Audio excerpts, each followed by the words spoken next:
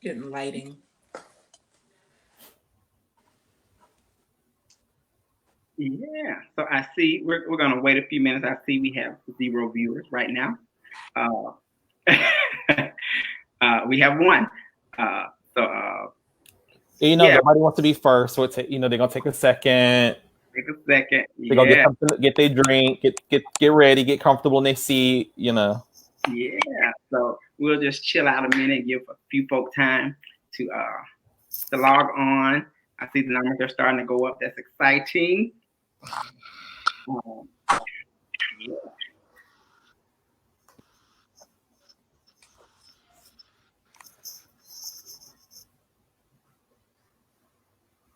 As you come on, click like, click share, click like, click share.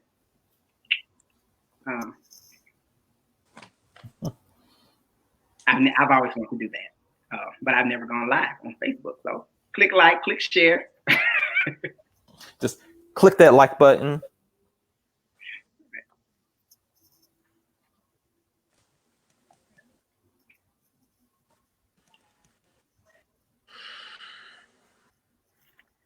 Yeah, for everybody that's joining on, thank you so much for chiming in. We are going to just wait maybe 2 or so more minutes just to give a couple more people time to log on. And then we have some awesome conversation, some awesome dialogue that we're going to be engaging in tonight.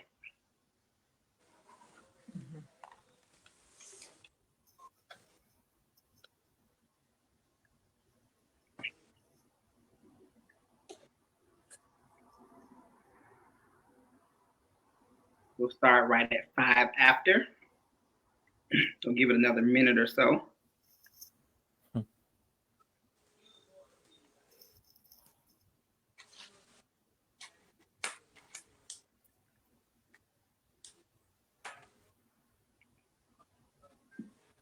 Should have waiting music. It makes a difference. It does. I'm excited about tonight. And I'm excited that folk will be able to replay it back.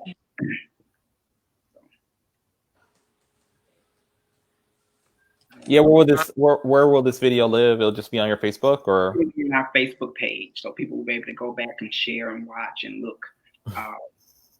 Even after tonight, it is 7:05. Thank you all for joining us tonight for our version of SOS Presents the Virtual Black Print. This is normally a conference that is held in person that caters to Black LGBTQ plus individuals across the South and deals with HIV and the many intersections around HIV. Before I get into that, I am Rodriguez Harris, Senior Manager of Capacity Building at the Southern AIDS Coalition. And when we were planning this conference, this lived in my wheelhouse as the person that was kind of overseeing it, but it absolutely was a team effort. So just giving a shout out to the Southern AIDS Coalition. This event is powered by the Southern AIDS Coalition, an amazing group of folk, an amazing team that I have the privilege and the honor to work with. So I'm just super, super, super excited about it. And as we just kind of talk a little bit about it, the topic tonight is about, where you've seen on the flyers, is the state of Black LGBTQ plus folk. So I'm going to give my own self and give us our first lesson in cultural humility. This conversation is going to shift a little from that topic. We will still bring it into the discussion, but we do recognize that with the panelists that we have and myself as the moderator, we do not represent the entire scope of LGBTQ plus individuals. So we do not want to assume ourselves as individuals who can speak for an entire group of folk. So we do want to speak that into the space. We want to speak that now so that you know that is not what we're doing. And we do recognize that. So the training that I go out and do to people around cultural humility, I am taking it on for myself. So we will talk a little bit about those things, but we will not stand in space to speak for the entire group of folks that are identified within these beautiful Black communities.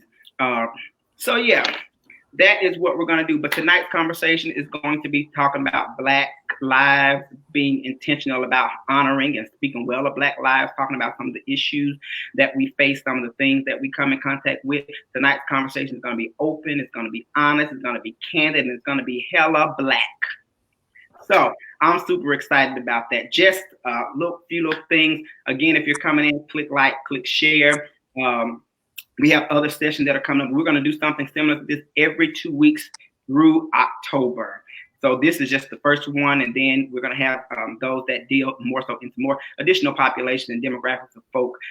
2 weeks after this, we're going to talk about clinical research and the importance of Black same-gender loving men being included. Some awesome speakers. We're going to have one that's called the New Southern Veil, which is navigating the South as a trans woman. We have what we call Boy Talk, which is a program about masculine of center women and that are GNC, so that we can talk what that looks like, how to navigate that space. We're going to do the talk, the GNC non-binary talk, so that we can just really get insight into what that is, what that looks like, and so that we can be more responsive and be more inclusive to those individual things. We're going to talk Black LGBTQ plus arts and culture. We're going to do HIV is still a social justice issue.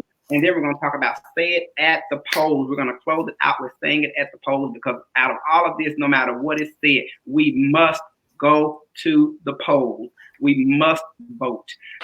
We want our literal voices to be heard, and we want our voices to be heard, whether it's you press a button to choose a candidate or whether you have to write your candidates in and put it into a machine. We must say it at the polls. I would be remiss if I did not take this moment right now to honor the founder of Saving Ourselves Symposium, which is Marvell L. Terry II. He founded this conference several years back and decided last year that he had reached the end, that he had gotten it to where he wanted to, so it had reached the pinnacle. And he put something out for people to bid for the conference, because community said they still want the conference. We bid for it, and it came to us, not knowing COVID would hit, but we're still wanting to do these things so that you know that SOS is here. SOS is here to stay, and we still have you in our hearts and in our minds. So a big thank you to Marvell, honor to Marvell, and we pay homage to Marvell as someone who has created this sacred space that continues to live on. And every time something is done in the name of SOS, it is to honor his current legacy while he's still alive. We don't have to wait until he's a memory, wait until he's a shadow, wait until he's an ancestor. We want to honor him right now. So thank you, Marvell Terry. So I've been doing a whole lot of talking, and I know you see two other faces on the screen. So what we're going to do now is I'm going to introduce our two panelists. We're going to have a conversation. We're going to have a dialogue. As you ask questions, we're going to engage with you as you have questions and need answers. But what I want to do in an effort for them to introduce themselves, I want them to, I'll say their names. They can tell us to them, what does the movement mean? How do they define movement? Right? It's a lot of movements going on. It's a lot of things happening in the world. How do they define movement, and what are their roles in the movements? What was their journey to get to where they currently are? First, we have Mandisa Moore O'Neill, and then we have of the Moore O'Neill Law Group, and then after that we will have Charles Stevens of the Counter Narrative Project. Y'all, I am super excited about this conversation.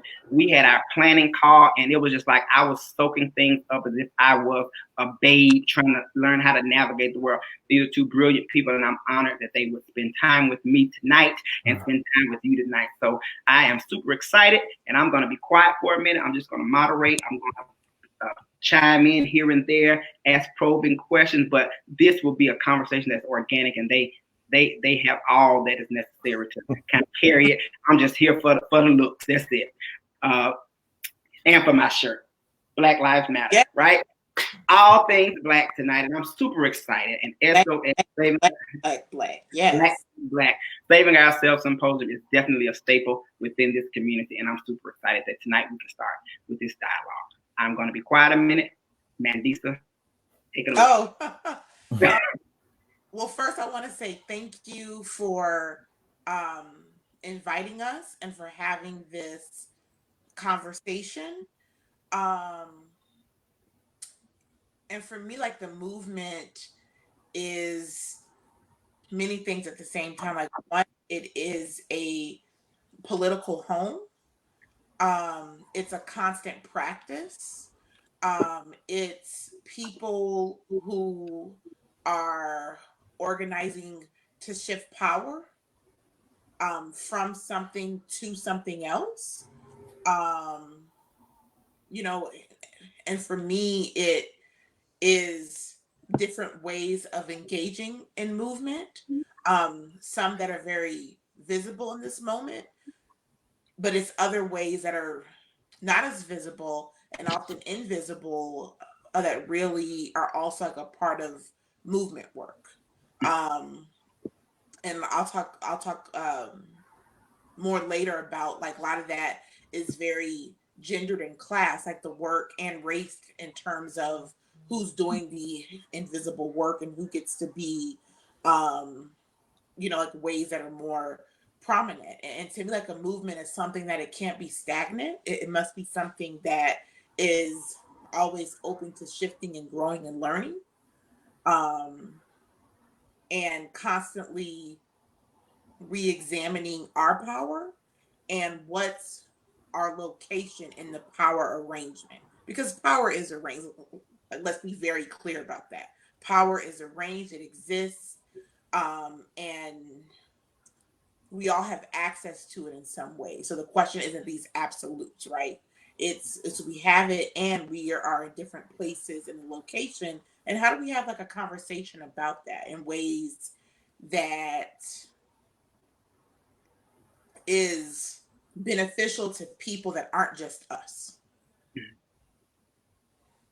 Awesome. So tell us how you got into movement work. Who are you in these spaces? So if you ask me within 5 minutes, I'll probably bring up Black feminism. And the reason why I say feminism and not womanism is because while I do see the importance of a womanist politic, Black feminism is a global politic in a way that a womanism is a US politic. Um, if you actually engage womanist and Black feminist texts, we often put this division that people don't put on themselves. So I also want to acknowledge, like for me, it's also about how do I identify who I am as somebody born in the U.S., but also doing work in a way that has impacts transnationally. And that's why it's important that I see myself as a part of the African diaspora and the global South. And so that's why it's important to have a Black feminist politic. For me, this politic was informed via Insight. Insight is a group that started in 2000. It was a group of feminists of color who were advancing a conversation about violence, who were people led by Black and Indigenous feminisms who were in the anti-violence world and who were so tired of some of the things happening in that world. And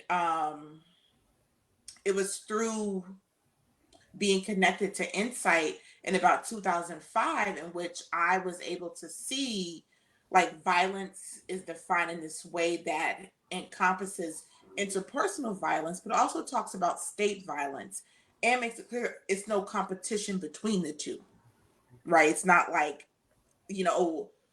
like how often it's told to Black women and femmes who experience harm at the hands of men of, oh, well, if I call the cops, I'm a race traitor. And if I don't, the harm will continue. No, those sort of dichotomies have no place in a movement that's centering everybody. And so it was from Insight, I was involved in reproductive justice work, and included in RJ work, it was HIV work, namely around femmes, queer folks, women who were criminalized. And that is all the things that I bring into my lawyering work. It like is an analysis of the connections of state violence and interpersonal violence. And um, we think of the word feminist, a Black feminist, as having assuming it's a woman, but to me, it's a politic and a lens that I think everyone needs to have. So that's how I get into this work, from being very blessed at a very early age, like to be in community with like Black and Indigenous feminist thinkers who were doing this work in their areas nationally and transnationally. And it's really influenced how I approach my lawyering. It includes like the HIV work that I'm doing. Awesome. Thank you so much for that. Now, Charles Stevens, the Counter Narrative Project. Well, when I think about movement, I think about survival. I think about the necessity of movement for our collective survival. I think about resistance. And I think about the narratives that would suggest that there is absolutely, that we're powerless, and how movement, particularly our contemporary landscape, shows that there is power, there is resistance, there is defiance. And I think that's just so important to continue to hold on to. My own relationship to movement work also started with Black feminism. It started with reading Barbara Smith. It started with reading Audre Lorde.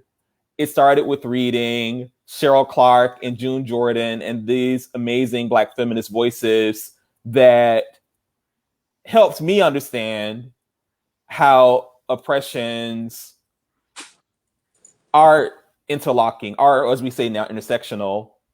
And I'm so grateful for those texts because I was able to describe my own, not only the oppression that I've experienced, but also the pain and the suffering too. I think a lot of us, you know, as oppressed folks, we not only internalize the oppression, but we can sometimes justify it if we don't develop a political vocabulary for it. And I think that awakening really inspired me to want to respond, to want to use whatever tools I had to be defiant, to resist. And that was in part how my entry into movement work started. I see myself as certainly an activist, an advocate, a community organizer. I also see myself as a collector of stories of our movement, because I believe that we need blueprints. I believe that we need strategies. And within the stories of our movement history are those stories, are those blueprints.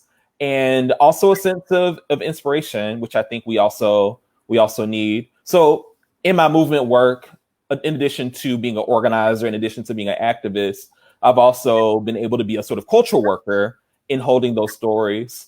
I think I was very unique early on in that I got to meet a lot of movement elders, and they would download their stories onto me, onto my psyche. And I felt a responsibility to be able to tell those stories. So a thread that pretty much connects all of my work leading up to the Counter Narrative Project has just been an importance of Black queer memory, something that I absolutely impart in pretty much everything that I do.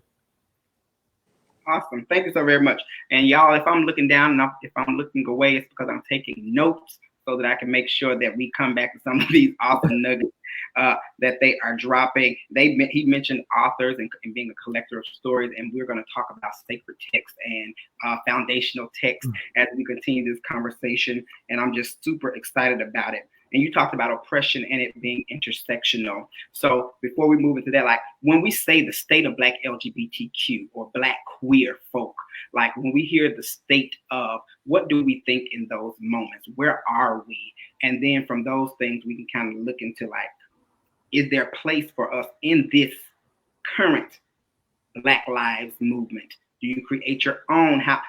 And I'm asking multiple questions because I know they have lots of thoughts to go. So I'm just putting it all out there so we can talk. So when we think of, you know, the state of Black queer folk, the state of Black LGBTQ plus people, like what comes to mind? Where are we? Where should our thoughts be currently? Either or. You want to start? I feel like I just talked, so I want to. Okay. Well, I have a lot of thoughts, but I want to start here. We're in a moment of reckoning, and as Black people, it's easy to feel like we're only in the position of the ones who are demanding the reckoning. And I think that we as Black LGBT people, particularly myself as somebody who's not trans, I also have to acknowledge that our trans and G and C siblings are demanding and have been demanding certain things of us. And so this reckoning that I'm calling for is something I also have to be prepared for if and when I'm called to it. And it's a question like that I have of all Black people. What side are you on? Binaries aren't real. Gender binary, the Black-white binary, these ideas of good and bad that fit the prison industrial complex, that's not real. But there also is not this, it's not possible to be on the side of freedom and on the side of empire. It's just not. So I want to just be clear that I'm not invested in a dichotomy, and you can't be for this empire and be against it. And I think that that's something that we as Black LGBT people have to contend with, and deeply and honestly answer the question of what are we on the freedom side? Will we assimilate? Will we continue this narrative that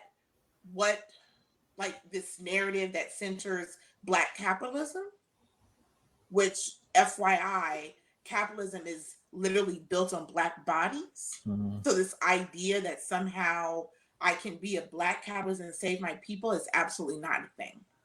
You are a capitalist, which means you exploit people, name it for what it is.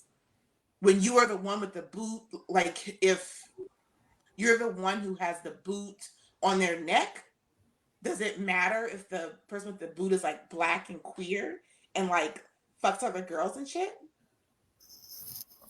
No.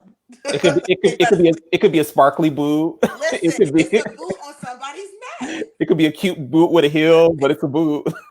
With a 4-inch heel, all of the things. Can we talk about that? Can we talk about this Black capitalism piece a little bit more? Can we, Charles?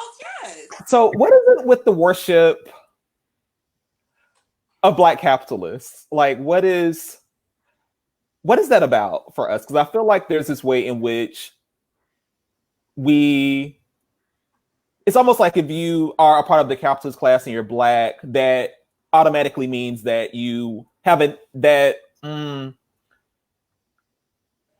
yeah, I just feel like there's this sort of worship of it, and I just don't understand it.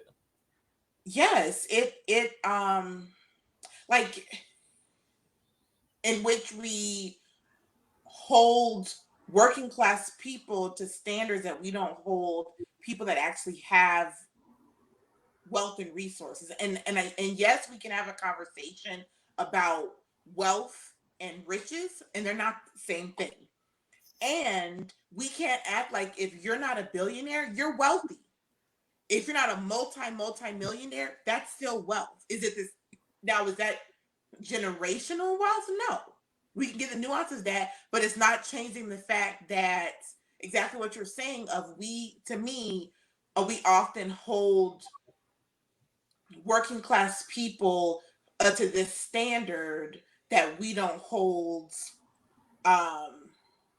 So for example, I know we want to talk about the Knowles Carter household, right? But how many straight women are in relationships with like cheating ass men all day?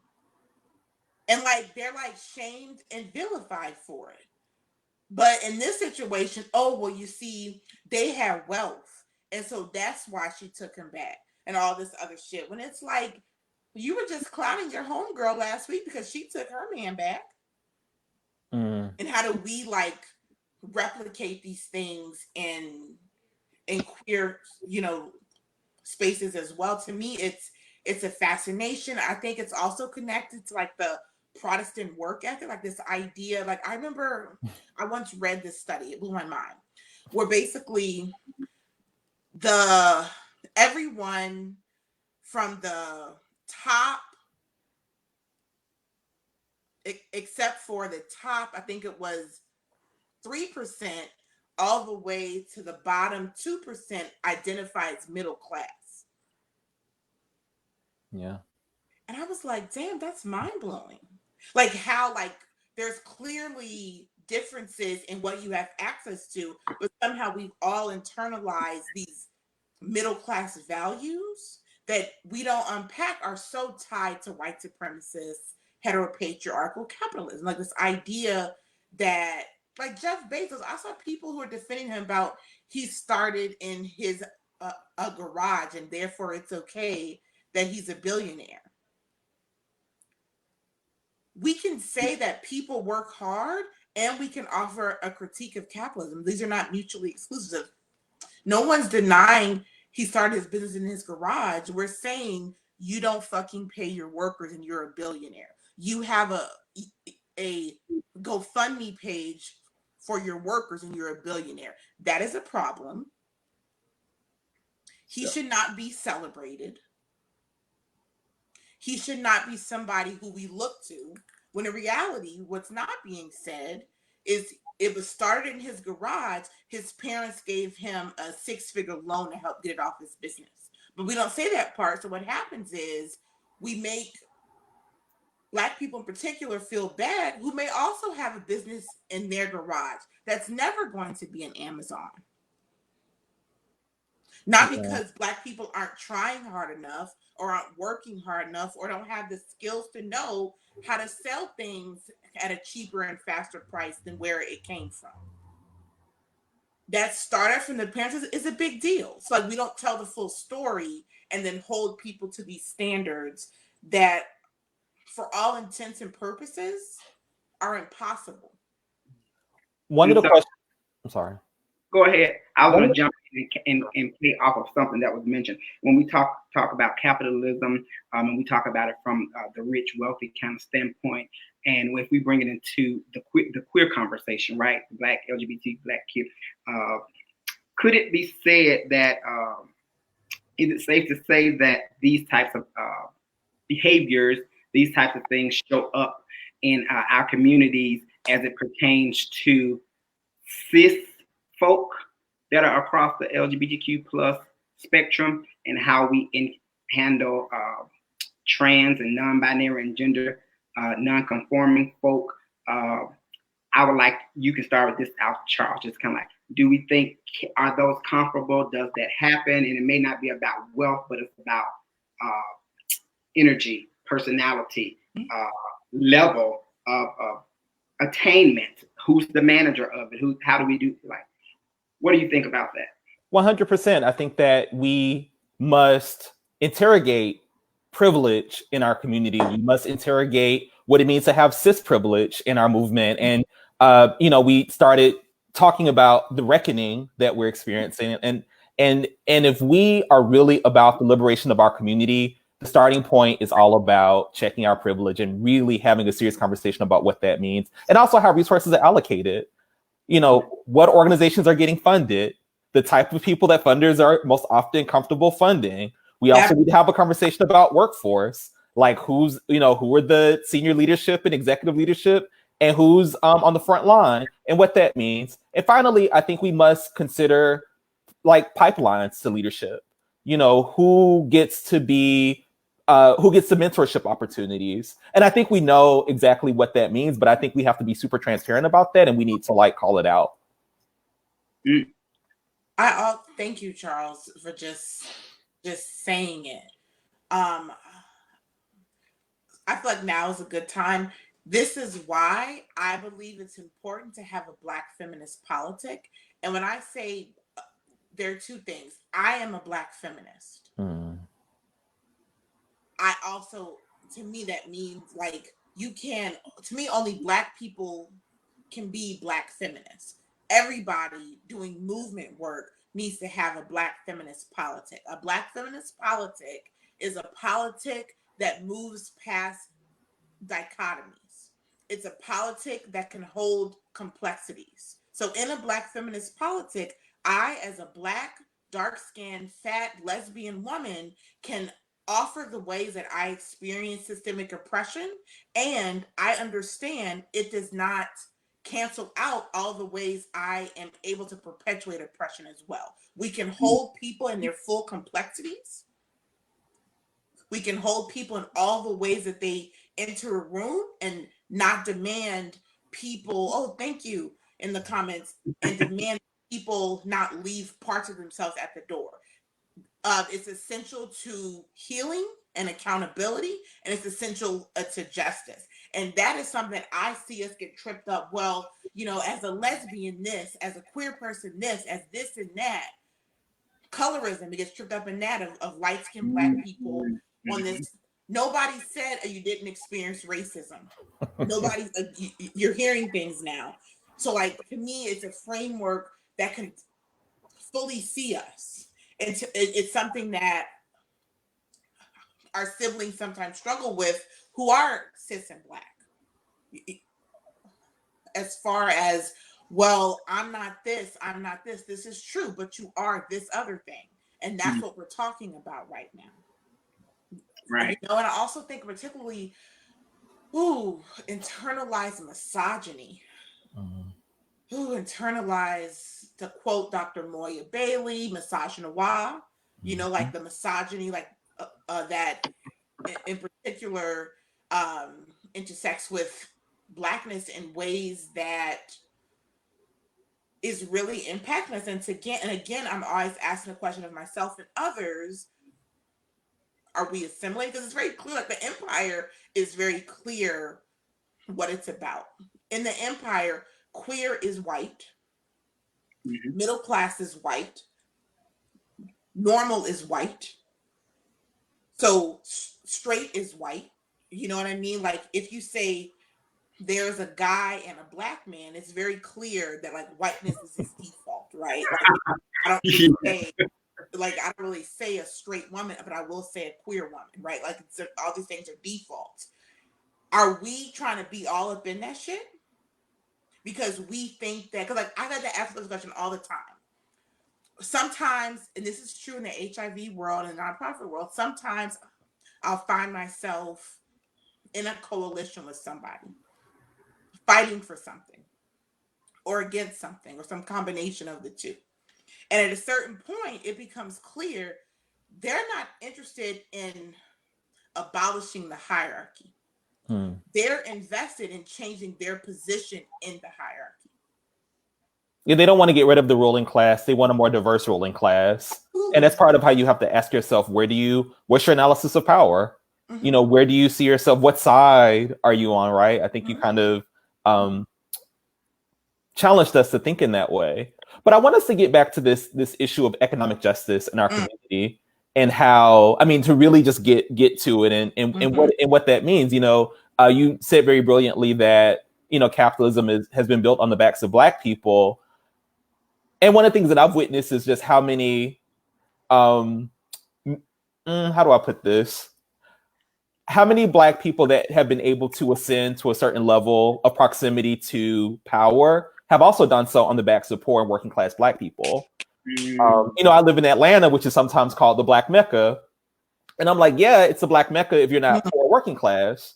And so, you know, I think it forces us to really, so what I'm getting at ultimately is that whatever agenda we develop, right? Whatever agenda we develop as a community, we have to absolutely grapple with economic justice and not just superficially.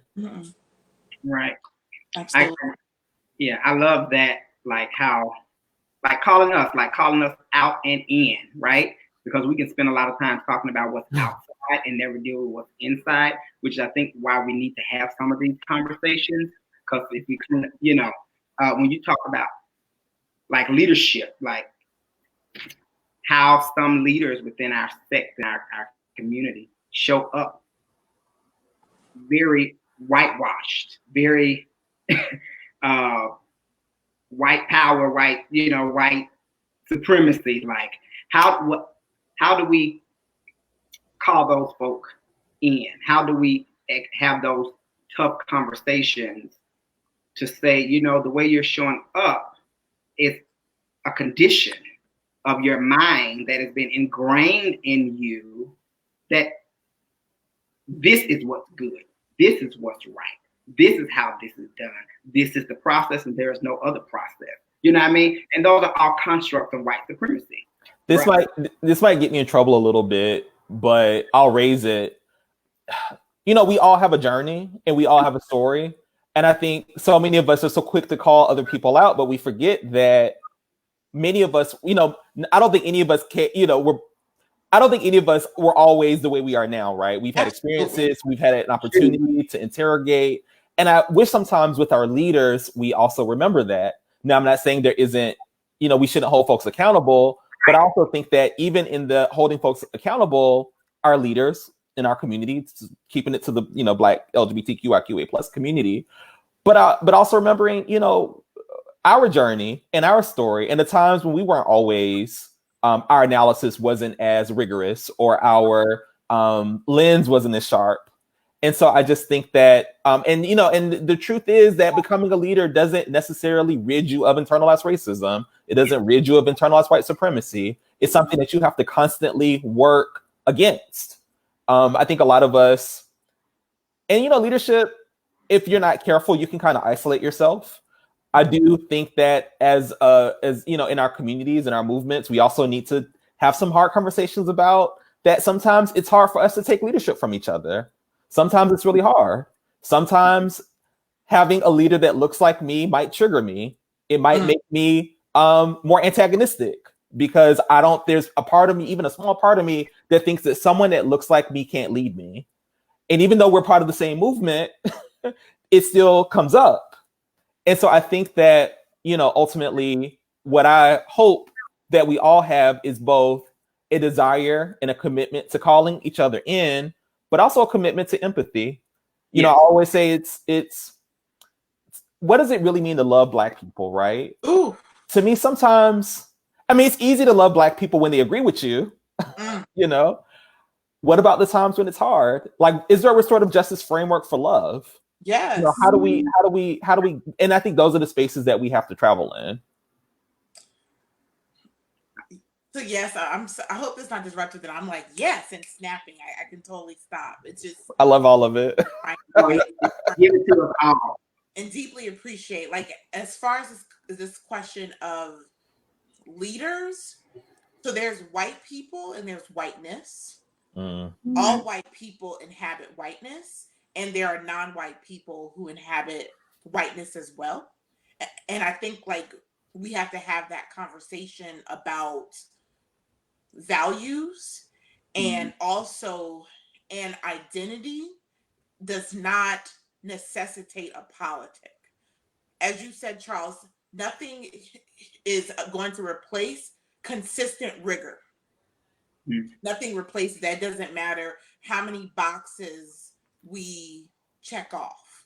That's something else like that I see in a leadership where a group has gotten pushback because they know damn well you're in New Orleans where almost everybody's Black, and it hasn't been anybody in leadership who's Black or brown. And funders are now threatened because often, that's impetus for change. Funders, it's not us. Let's be clear. It's often the funders are like, look, I've been seeing this thing. You have to shift that. What do? Hire somebody Black. And then sometimes, for many reasons, sometimes it's not actually an investment in that person, the leader, because I agree with Charles. Everybody needs investment. Everybody needs support. Everybody needs consistent, support and ways to grow. Sometimes it's not given, like the budget's suddenly smaller, all of these things. Suddenly, people are held to a higher account where, yes, it was wrong that this person before never had to do certain sort of deliverables or checks and balances. Those are ethical rules that you're supposed to. Now with this Black person, they suddenly have to do it. Yes, we could look and be like, oh, but this is wrong or whatever. This person's Black. And we have a conversation about how has this person been set up in a way that is supporting their leadership. Sometimes a person's mad conservative. So sometimes a person is not invested in the leadership of Black trans people outside of outreach workers. A time a person isn't invested in the leadership of folks who aren't monogamous cis gay men of a certain types of a certain body types. So that wear suits. Also have to factor in in terms of who are we investing in as our leaders. I also am thinking of what Charles said about love. Yeah. Accountability is love. We talk about, like, I'm an abolitionist. So for me, it's never a punitive thing. It's about, no. Let harm happened, violence occurred. Let's not push it under the rug. And it's possible to respond to that in ways that are not punitive as well. That comes from love. This idea that you can um, do this work and not deeply be rooted in love is something that is perplexing. You know, I think of the work that Aisha Simmons is doing, like her project, Mhm. Love with Accountability. You know what I mean? It's really grown more of my understandings of how love is at the center. I also think sometimes we see these sort of dichotomies of I can't engage in the accountability process because of self-care, you know, of like, oh, I'm on this journey. No. You being accountable is a part of your self-care journey. It's a part of how we as a community love you. I also think, again, centering whiteness as a value, whiteness teaches you that anything that makes you uncomfortable and challenges you is an attack. Mm. It's harm, right? So therefore, like, we are in this place where there are people who are coming for us. There are people who are attacking us. And this person offering you a critique because they care about you is not that. So to me, it sits next to like this conversation, which I agree with in terms of how our internalized shit plays out, where I don't believe I can be a leader. So I'm suddenly hard on you when I let all this stuff fly with this other person. Mhm. Yeah. So can you unpack a little bit more, Mandisa, when you talk about that hurt and pain, like Oh, yeah, I yeah. enjoy. So as an abolitionist, I'm deeply invested in not only tearing down this state, which can't be reformed, it just can't. We've tried for years, and all we've seen it do is actually grow a police state. Mm. Um, so yeah, like a question I have is, you know, what do we have to lose to try something else? Hashtag defund the police. And as an abolitionist, it's important that not only are we clear what's not working, let's also think about the things that are working to address or can work when harm, violence, all these things happen. And one of the things that I see is we're not always clear what words mean. Mm. So harm is a real thing. It is, I experience it often used interchangeably with pain. I'm somebody who has a uterus. I'm somebody who's within childbirth age, or so they say. Every 26 to 28 days, my uterine lining sheds. That is painful. That is a painful act. At a certain point, I understand this is pain. It'll be some cramps. At a certain point, I can distinguish between, okay, this is the pain of my lining shedding, and this is something that's abnormal, and I should see someone about it. At a certain point, pain is a part of what it means to be human. I'm not saying hurt. I'm not saying, but harm is different than the discomfort of life. Right now, I'm wearing a dress because I'm on camera and it's kind of short. And it's like my thighs are digging into my chair a little bit. I can't say because I'm experiencing pain, I've been attacked by the chair. Mm. We have to have language to actually name what's actually happening. Because, like I said, people are harming us, people are coming for us, people are committing acts of violence against us. Yeah. I also think we have to have names that to talk about different things. Something I see, especially in online spaces, is this language of abuser, where trigger warning and content warning will sometimes call a serial rapist and abuser and will sometimes call somebody who raises their voice at people an abuser. And they don't understand how come the person who raises their voice is like, fuck y'all. Don't put me in the same category as R. Kelly. This is triggering. Because we need to be able to, because here's the thing. What is needed to address somebody who raises their voice at people is not what we need to address somebody who's a serial rapist. It's not. Like the skills, the tools, how we go about it is different. So we need to be able to have language to talk about, hey, it's not okay to scream at people, fam. It's not. Let's talk about why that's happening. Hopefully we get that isn't the same strategy for somebody who's a serial rapist. Not because that person doesn't need love as well, but it's just different. So how do we have language to acknowledge what's happening in situations? I think it actually makes us more able to address what's happening in our communities. Likewise, sometimes when you're uncomfortable, that isn't the same thing as an attack. So when somebody's talking about how fucked up attorneys can be, I get uncomfortable because I believe that I try really hard not to be that attorney who's on the bullshit. And I can recognize if I'm uncomfortable, I have some choices, right? I can choose to take care of my feelings and sit with what may not even have been directed towards me. It could have been about something else. I can choose to take care of myself, but okay, well, let me listen, and be here if something is for me. Or I can choose to externalize that and focus on maybe the tone the person's using or something like that in a way that shifts it away from the original conversation. I have some options. We have some choices in these things. Let's use them in ways that grow freedom and liberation.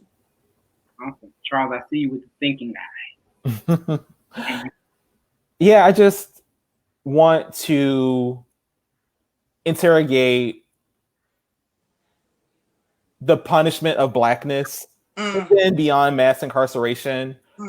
As you know, myself also, as an abolitionist, I understand the ways that criminalization happens in the form of incarceration, but also all the manifestations of criminalization. And they kind of bring it back to the sort of the institutional violence that a lot of us might experience, and even in organizations, even in our community. So you go to the nonprofit to do your movement work, and you're excited because you think you're going to do this great work at this nonprofit. But just looking at how, and I see this play out often with black folks in a lot of organizations, including Black organizations, right? The desire to punish Blackness, the desire to punish Black flesh. Like, I'm going to write you up 55 times. I'm going to keep you on a warning. Like I've always said, I would love to do some kind of analysis of organizations in our movement and really look at who are the employees that are written up the most, who are the employees that are warned the most. And like just to me, that same sort of thing is very much connected to incarceration, right? It's just a desire to punish Blackness over and over and over again, because I think that's how white supremacy works, right? It's to always constantly punish and mind you, there might be other employees that might be doing all kinds of stuff, right? And I just think that it's just the constant reinforcement of those things. Yeah. So I guess with talking with movement, right? And how a lot of times we're set apart by our age ranges, who's been here the longest, who's not been here the longest. Where are our ancestors and elders currently in these discussions? Like, how do we learn from them? How do we keep them engaged? And then how do we also grow up to a place to where we can carry some of these things? You mentioned earlier about you learning the stories and them being downloaded into your thought process. How do we do that intergenerational bridging of the gap, that intergenerational learning, and sometimes cutting away that is necessary to do this work when we do movement work? And elders and ancestors, we'll call out. Yeah, I think that we have to be intentional about creating spaces I will say that in many of the HIV spaces I've been a part of, I've found there to be a lot of pulling us apart and just removing us from each other.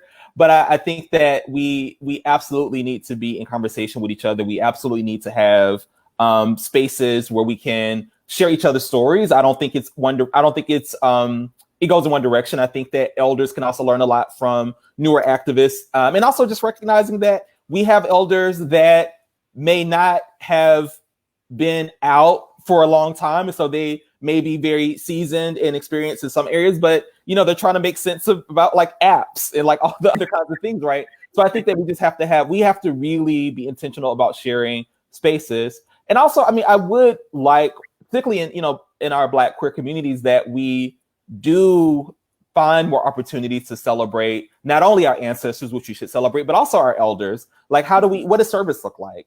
Are we checking on our elders? How are we supporting? So I just think that all these things are just really important. And if you're a funder and you're listening, I think, actually providing support for these kinds of cross-generational spaces and dialogue could be a really impactful opportunity. Okay. And there's some funders listening. I feel very blessed to be partnered with a cultural worker whose father was a storyteller, and she's a storyteller, and it's definitely impacted my work in terms, of the value of lessons, especially like around conflict and how to engage in principled struggle. It's important, like, to be able to engage in these texts. And Barbara Smith and her sister are still up there in Massachusetts, able to reflect not only on moments that they were in, also able to provide some feedback in this moment that we're in that feels impossible.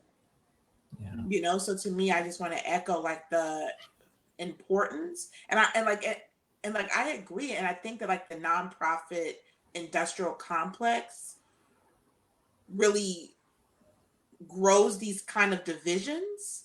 Like the concept of like a youth organizer is very driven in the NPIC, because I feel like in the 70s, 60s, you were an organizer. Like the average organizer was like 17, 18. And like it wasn't this thing. So I think that I agree that there are these ways that like these divisions are made, and like funding cycles and all of these things. And it doesn't always fit how we actually live our lives, or like see, or how work actually happens. So I think it is integral, and also when we tell our stories, that's just so different than when like a dominant culture tries to tell a story of Marsha P. Johnson or Stonewall. We saw how that looked, or when that person, the story of Nina Stonewall, all these examples where it's like, how do we also have the resource like to tell our own stories in our own way and not sugarcoat that shit either? Like that's something else I see with ancestors, elders. Like we don't want to talk about how it was some moments where folks are mad at this person, or I'm just giving like an example, like in terms of like, we owe it to our ancestors, our elders, ourselves, and our progeny to tell full stories. So moving into the conversation around stories, when we had our original conversation, we talked about foundational texts, and I introduced a friend of mine who is a theologian, and he calls these sacred texts. His name is Brenton Brock, to where these stories by Black folk, for Black folk, told through the voice of Black folk. What are some of those narratives and stories and books and sacred texts that are your go-tos, or that you have learned from, or that you recommend that as we come together within this movement and continue to learn about ourselves, continue to learn about how we process and how we move through these journeys, that could be our textbooks, our sacred books, our foundational texts. What are some of those things? And you mentioned several authors earlier, Charles, so I know that means y'all been reading, y'all read, so that I'm interested to know that, so people can take away something and maybe look into some of these texts to continue to grow into in the movement. I love how you framed these works as sacred texts, because I think for so many of us, these texts really saved our lives. Yes. And I think it's really important to kind of like sort of double click on that, right? Just the sacredness of it, because the sacredness of it is that it's a life-giving force. But for me, it really all started with Barbara Smith's work. The first book I think the first sort of queer Black, the first sort of like queer nonfiction book I read was like The Truth That Never Hurts by Barbara Smith. And that was, she laid out the case for one, how the relationship of oppression in the lives of Black LGBTQ folks. And also pointed me to many others like Audre Lorde, like Essex Hemphill, like Joseph Beam. And I mean, I'll always just be just grateful for the work of Barbara Smith and The Truth That Never Hurts Me. That's where it all started. And that is the most sacred of the sacred texts from Barbara Smith. Barbara Smith is truly exceptional. I actually tear up just thinking about like what she's left us. She's still here. I'm sorry, but what she has given us. I also think of, in terms of formational texts for me, was the Combahee River Collective statement, which she was a part of. I also think of Dorothy Roberts, Killing the Black Body.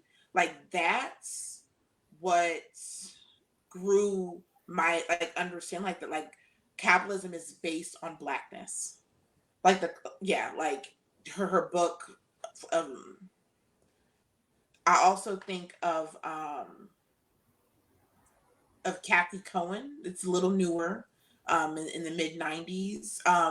Many of her texts, but her article, Punks, Bull Daggers, and Welfare Queens, in which she challenges us around queerness and really is asking of the reader to seeing queerness as an opportunity to develop a politic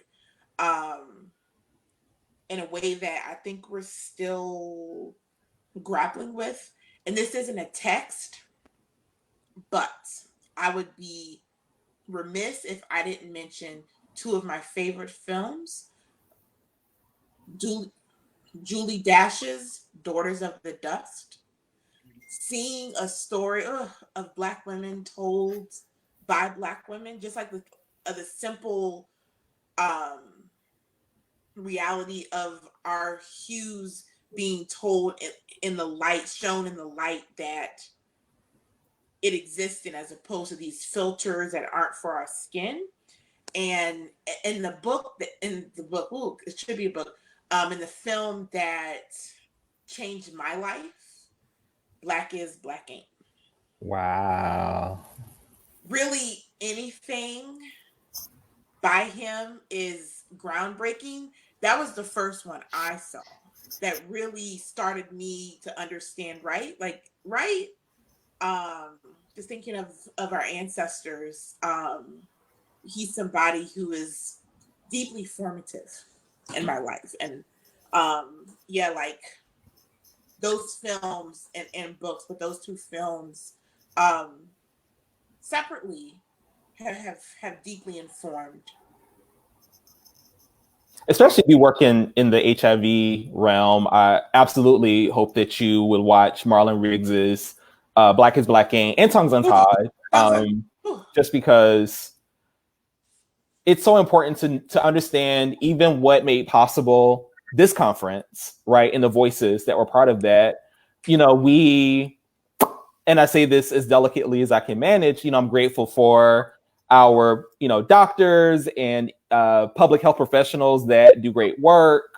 But when I think about HIV movement history, some of the early folks were poets, they were organizers, they were activists, they were ass kickers, like they were, it was, they didn't have MPHs, right? But these are the people that really understood intersectionality in the context of HIV justice. They understood the best racial justice analysis in the context of HIV, and even broader, that you'll ever get. You can get in an Essex Hemphill poem. And I've always wanted to bring a lot of those voices, and also understanding the relationship between Black feminism to contemporary HIV efforts, because a lot of those folks like Essex Hemphill and Marna Riggs and Craig Harris and Joseph Beam were influenced by Audre Lorde and Barbara Smith. So the way that I understand my lineage, even in the HIV movement, comes from the Combahee River Collective. It comes from Audre Lorde and comes from Barbara Smith. And that's why I show up to do this work. And thus your sweatshirt, right? Yeah, Barrett and Baldwin. My two other heroes. This is like when I need to feel, I'm an introvert, so these things are hard, but when I need to get a little courage, I'm like, I'll just, go to the ancestors. That is amazing. So as we kind of continue the conversation, just so you know, those who are viewing, thank you for the affirmation that you are giving. But if you all have questions or need clarity on anything, or want one of the panelists to delve a little deeper into something that they've said or explain something they've said, you can also put those comments there as well. I'm kind of all over the place right now because y'all have said so much good stuff, and I'm doodling. That's why I keep looking down, because I'm like, where do we go? How do we keep the conversation going? When we talk about something that was mentioned earlier, the invisible work, right? The work that is unseen. And I think, Charles, you mentioned something similar to that on our original call as well. Let's talk about that. What is the invisible work? What does that look like? Who's doing it? What makes it invisible? Well, one take I have, I'm sorry. No, you go. I was going to say, one take I have on that is, and this is just my thing, y'all be nice to the conference planners. Yes. Be nice to the event organizers. I think we love our charismatic leaders. We love the people that get on stage and say the eloquent things and fire us up. Absolutely. But we should not celebrate and love on them at the expense of the people that build the platforms. We should not step over the backs of the movement administrators so that we can love on the people that give the big speeches. And so when I think about invisible work, the quiet work, if you will, I think about the movement administrators. I think about the program associates. I think about the event planners. I think about the logistics coordinators. I think about like the people that kind of build the platforms. And again, I think it takes a lot of courage to get up and speak your truth. But at the same time, and I say that as a movement administrator, right? Someone that like is sort of engaged in some of the work that's not always very visible and always very prominent, that we have to celebrate those folks too. I say this all the time in legal spaces. Like I struggle personally and politically with the phrase movement lawyer. But like, we have to ask ourselves if the only cases that we want to take are the sexy ones. What that's saying about our supposed commitment to showing up for working class people, because our people are only being trampled by the state in the impact cases. It's often food stamp court. Right now in Louisiana, in the middle of a pandemic that's killing Black people in Louisiana and across the country, our state is moving forward with evictions. It's the people in eviction court. It's the non-lawyers who are doing the translation. So I'm thinking of what makes me exist. What makes this thing function? Like, especially in this time of like essential workers, which is a word that's just full of all kinds of capitalist meaning, because again, I'll speak for Louisiana. There's been no bills passed, a nothing emergency push to actually support these essential workers who, it's become clear, have kept us alive and inside our house if we're in the middle class and able to not be in contact with like everyone else. So I think of like food care workers. I think of child service, child care. Like in terms like of the people, like I think of conferences and how much trash we leave behind. Who's cleaning that stuff up? And it's often very gendered. It's very race. It's very class in terms of like, here I am advocating for outreach workers like to get a certain pay, which they should get. And at the same time, here we all are knowing damn well that this hotel is not unionized. And that as we're here talking about justice, the hotel workers have been a 5-year-long battle with the administration about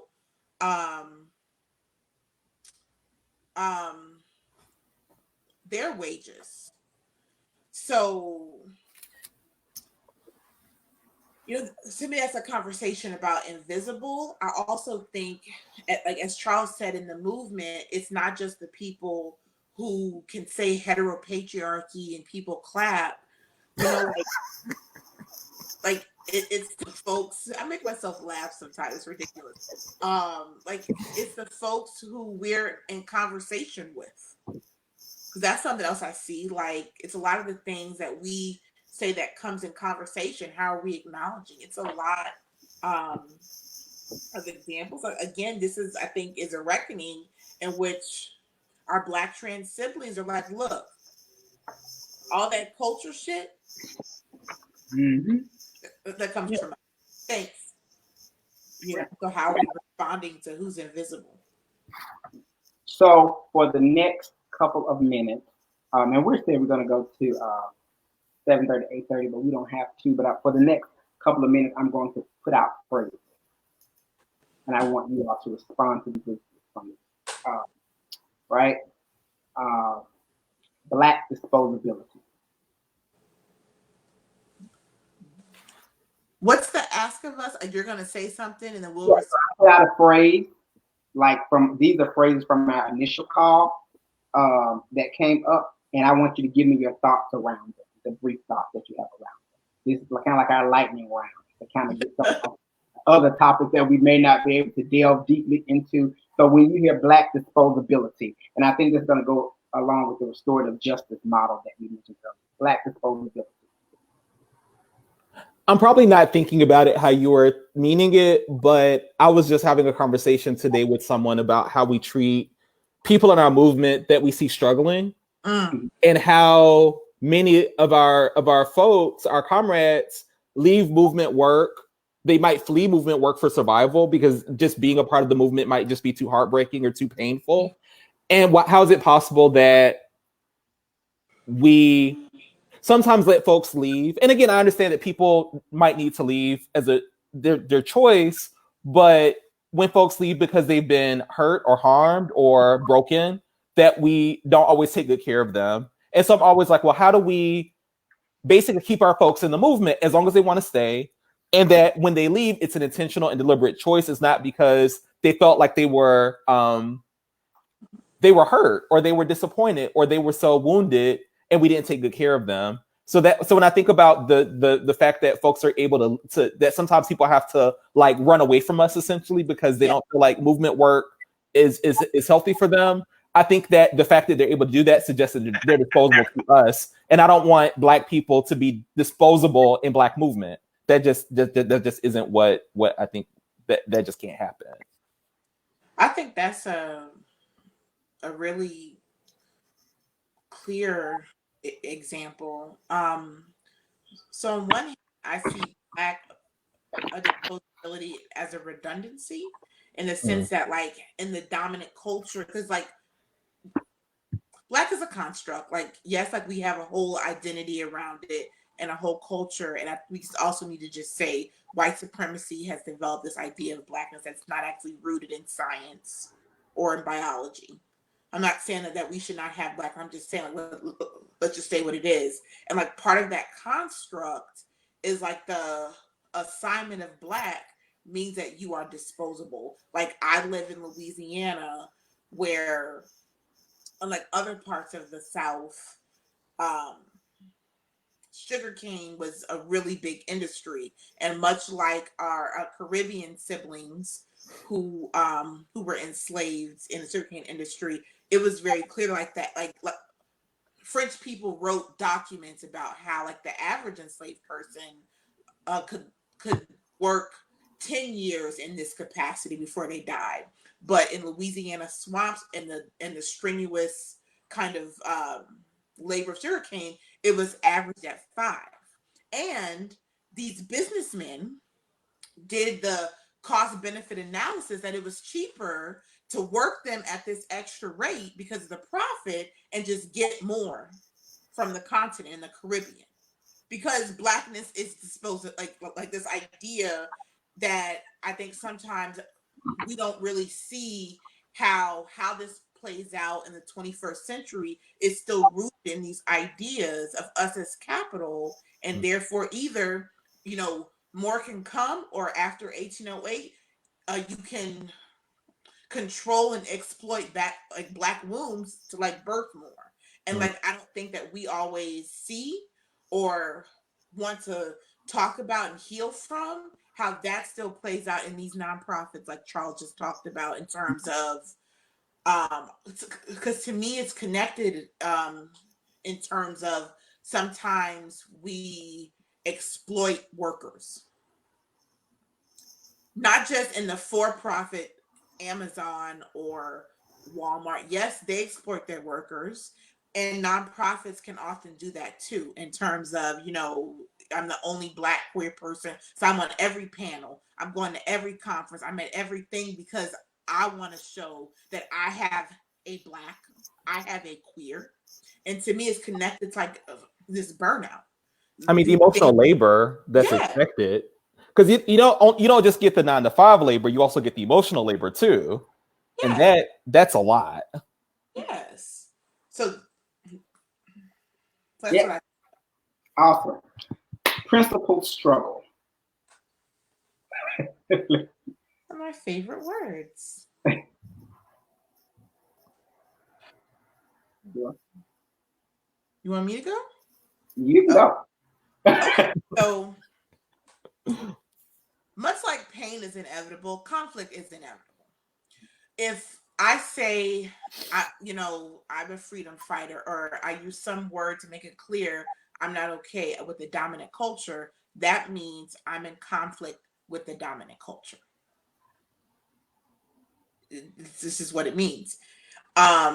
So whiteness teaches us to avoid conflict, to avoid struggle. Because if white people actually engage in struggle, they would see it's actually an investment to unlearn white supremacy, but that's all another conversation that I'm not trying to have. And so we think that conflict is bad. And unfortunately, many of the examples that we have of conflict are ones where it's just like, I'm attacking the person. I'm not attacking what's being said. I'm coming, like Charles says, well, Mandisa, I don't agree with my understanding of that Barbara Smith text is this. I could choose to engage Charles, or I could say, that's why your sweatshirt has a stain on it. Ooh. Which it does not. That was a very elementary example, but you see my point of I can choose to engage in a way that has nothing to do with the content of what we were saying.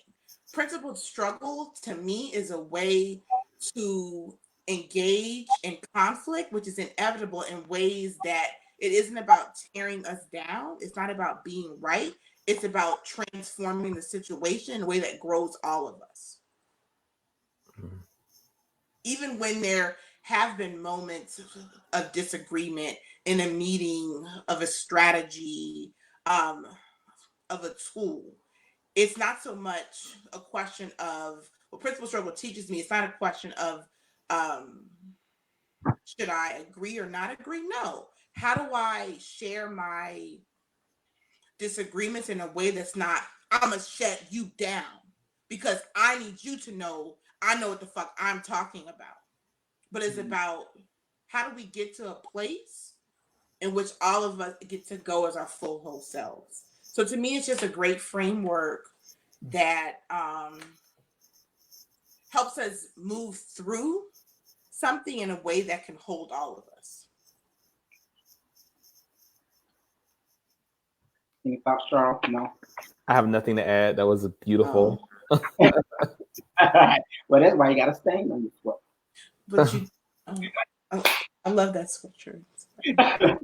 I love that, and I love how you two are able to take the what some of our counterparts would call difficult conversation, and you all are able to bring them to life.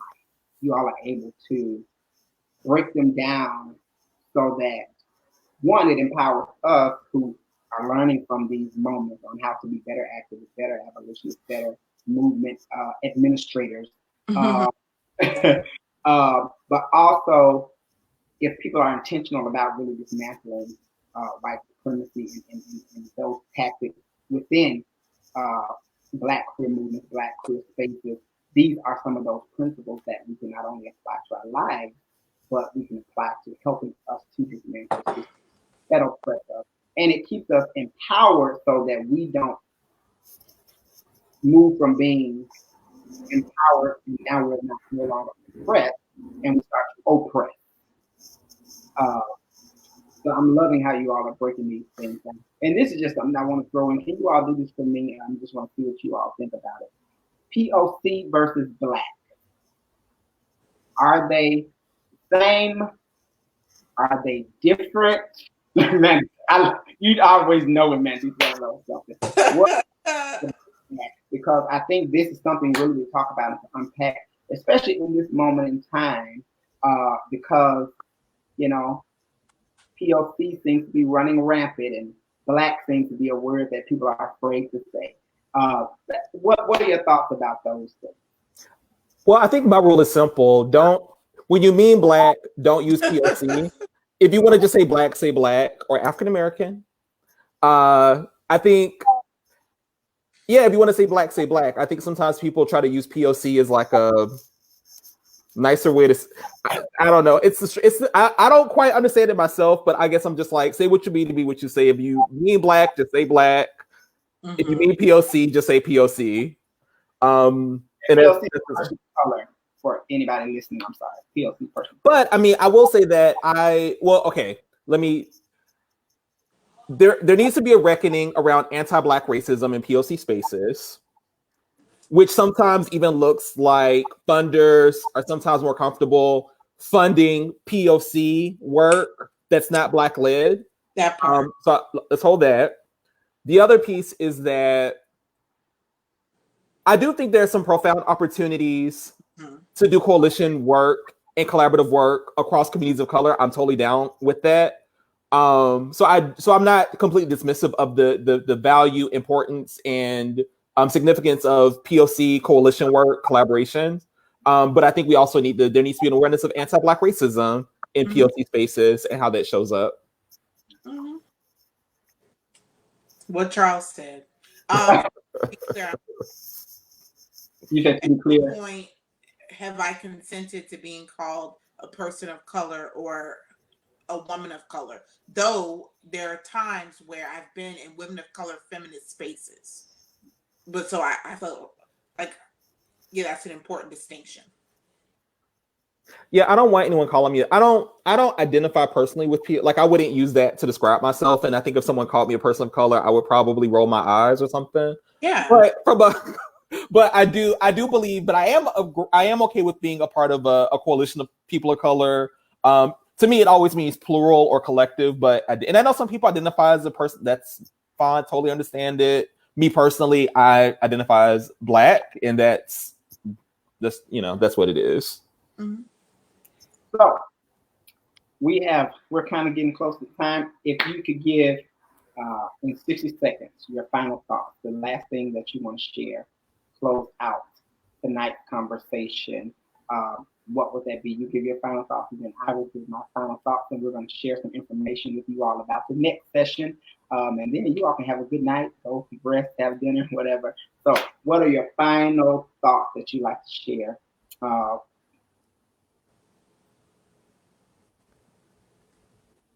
They say the distinction is key, Mandisa. Tell folks to address who you're addressing. I'm worthy of specificity. Yes, Defina. Okay. My colleague, co-worker, thanks for supporting. I know we're up late tonight. Okay, I'll try. 4 things. 1, fund Black-led Black organizations. 2, we need to create a sabbatical program for our movement elders. 3, we need to support Black culture workers and storytellers. And 4, I think we just all need to have more empathy with as Black folks with each other.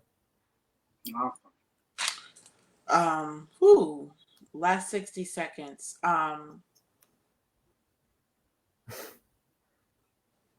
Protect Black trans women on the street and in our movements, at the grocery store and at the bus stop. And let's turn up at the state and not each other. Not because we can't hurt or harm each other, and not because accountability is for everybody, which it is, but let's call out the state. Let's do the online blastings and all that stuff at the state. And when I say state, I'm talking about a nation state. I don't mean the state will be. And yeah, I agree with Charles. Fun Black-led groups. And it's okay to be uncomfortable. It's okay to be uncomfortable. It's okay. It's okay to not be at the center of this thing. And I'm talking to Black people. It's okay to not be at the center. It's okay if your Black is not at the center of this Black project. Thank you two very much. Everybody give them a virtual round of applause, even though we can't see it, but you can type the hands in the comments. Yeah, and so thank you all so very much. What we have coming up in 2 weeks from now, we're going to continue some of these conversations, and we'll be talking about clinical research and Black same-gender loving men, like what that looks like, the importance of that. Because we know sometimes research comes to our communities that has not been done on us, but if they do this one-size-fits-all type of approach, we know that's not necessary. We're going to have Dr. LaRon Nelson, who works on HPTN 096. We're going to have Dr. Stephon Wallace, who works at HBTN, HIV Trials Network, Fred Hutch, Daniel Driffin, who's on that one, HPTN 096 protocol team. So we got a couple of folk that are going to be talking about that, and we'd love for you to join in with us again. It's going to ship out. We are going to thank you everybody for all the hands. Y'all see all the hands that are coming. Thank y'all so much for tuning in, stand up with us. And I just really quickly, the reason we're doing it at this hour is because most times we do these seminars and these sessions during the daytime, and some of the people that need to hear these conversations the most don't have the privilege of being able to get on a webinar in the middle of the day. They have to go to work. They have to make money. They have to take care of their family. They have to be in schools. And so for those of us that can do it, we are absolutely blessed. We are absolutely, it's a beautiful thing to be able to do that, or have employers that allow you to do that. Everybody does not have that. So we wanted to try a different time during the day and kind of do evening so that people that wanted to participate had an opportunity. Now, that does not say that everybody is off at this time, because we know some people work at night. But that was some of the intentionality around doing it at this hour. If you all have any questions or comments about anything, if you want to, you can go to our website, sosexperience.org, to see updates. We do plan to do SOS 2021 in person next year, if the world is back to normal, which whatever that normal is or will be the new normal. But we want to just keep you engaged. We want to keep having these conversations. We want to make sure that you know that we're here for you, whether that is through the SOS channel or whether that is through another channel that the Southern AIDS Coalition can be able to listen to you. That website is Southern AIDS Coalition, AIDScoalition.org. So whatever you need, we're here to help. If you have any questions or comments about this, you can always email SOS@southernaids.org. southernaidscoalition.org, and then we can get you some information there, or you can go to the sosexperience.org and put information in to get updates. Again, tonight's conversation was powered by the Southern AIDS Coalition. Thank you so very much, Mandisa. Thank you so very much, Charles. We're going to end this conversation, and a flyer is going to go up on the screen about what is happening on July 30th. So you can screenshot it just so you won't forget it. But if you don't want to screenshot it, we're going to be having it on social media. We're going to blast it again, like, share. We're also going to be reaching, we know people shared this. We're going to look at who shared it, and we're going to do a drawing, and we're going to give away two $50 gift cards for people liking and sharing, and we may do something else special for the next session. So just watch out, because we know you don't have to support us, but we are appreciative that you are supporting us. Thank you so very much. I am Marjorie Cass, and I'm signing. Thank you for moderating us. Thank you. No problem. Thank y'all. I love it. I love y'all. I love this work. I love this movement. So, awesome. Flyer should be coming your way. Y'all have a good night. Okay.